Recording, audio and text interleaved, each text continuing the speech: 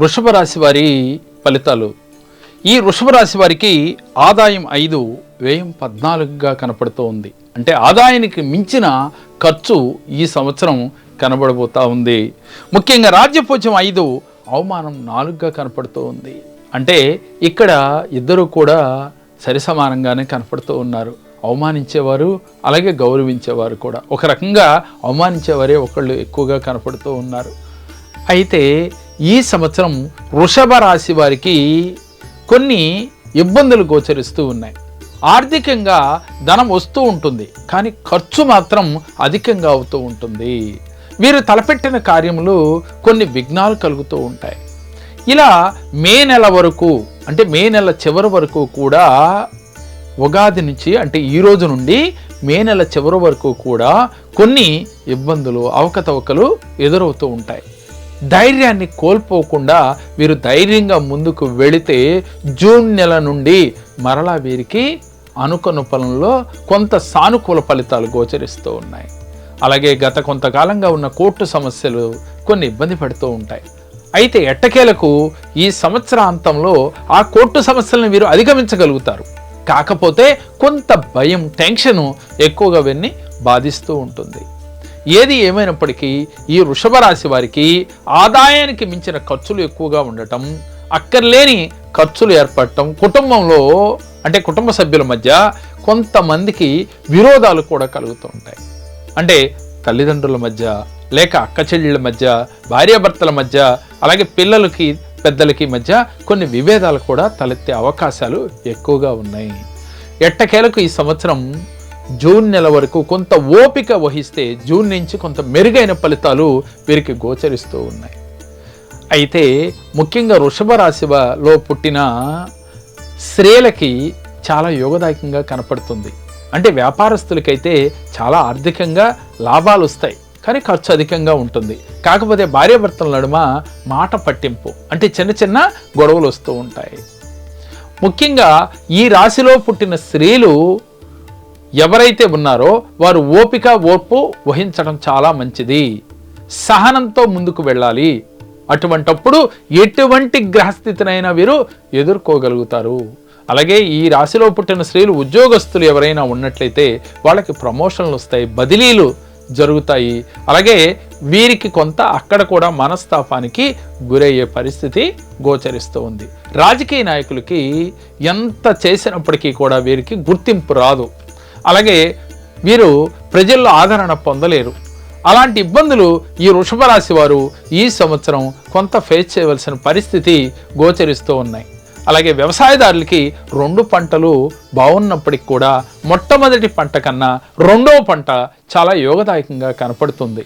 కాకపోతే వీరికి డబ్బు రాబడి కన్నా ఖర్చు అధికంగా అవటం వల్ల కొన్ని కొత్త అప్పులు చేయవలసిన పరిస్థితులు వ్యవసాయదారులకి గోచరిస్తూ ఉంది. విద్యార్థులు కష్టే ఫలి అన్నట్లుగా ఉంది. కష్టపడితే కానీ ఫలితం రాదు, హార్డ్ వర్క్ చేయాలి. మీరు ఎంత హార్డ్ వర్క్ చేస్తారో అంత ఫలితం మాత్రమే ఈ సంవత్సరం వస్తుంది. కాబట్టి విద్యార్థులు ఎవరైనప్పటికీ కూడా హార్డ్ వర్క్ చేసి తీరాలి.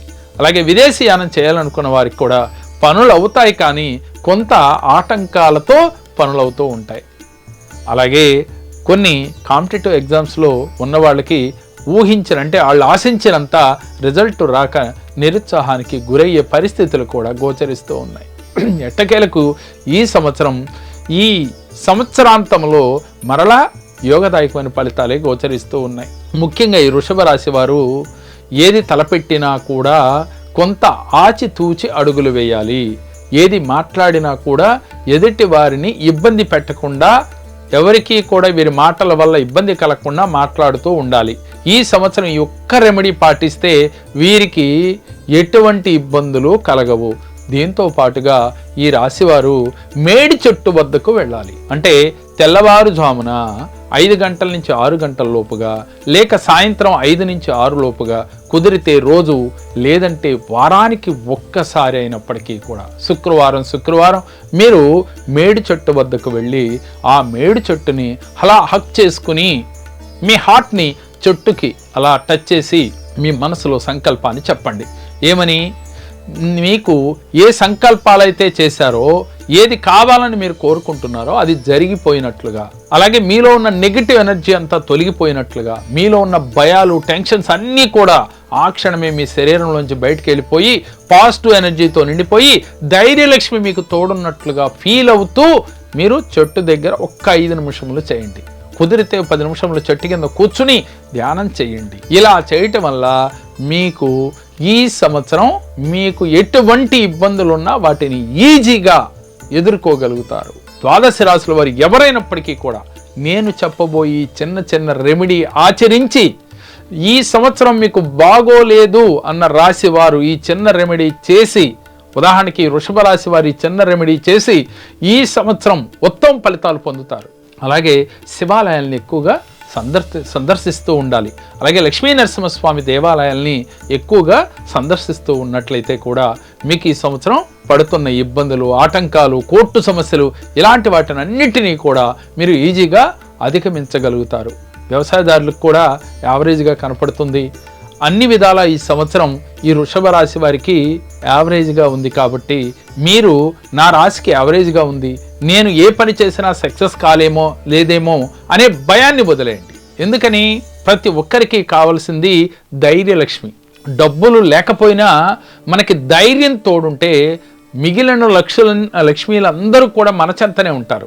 అష్టలక్ష్ములు మన చెంతన ఉండాలంటే ధైర్యలక్ష్మిని ఒక్కటి మీరు గనక తెచ్చుకొని మీ దగ్గర పెట్టుకుంటే చాలు. ధైర్యంతో ముందుకు వెళ్ళండి. నేను చెప్పిన ఈ చిన్న రెమెడీ, చెట్టు రెమెడీ ఆచరించండి. ఈ వృషభ రాశి వారు ఊహించని ఫలితాలు పొందుతారు. ఈ సంవత్సరం ఎటువంటి కష్టము లేకుండా ఆనందంగా డబ్బు, సంపద, ఆరోగ్యంతో హ్యాపీగా ఉండి తీరతారు.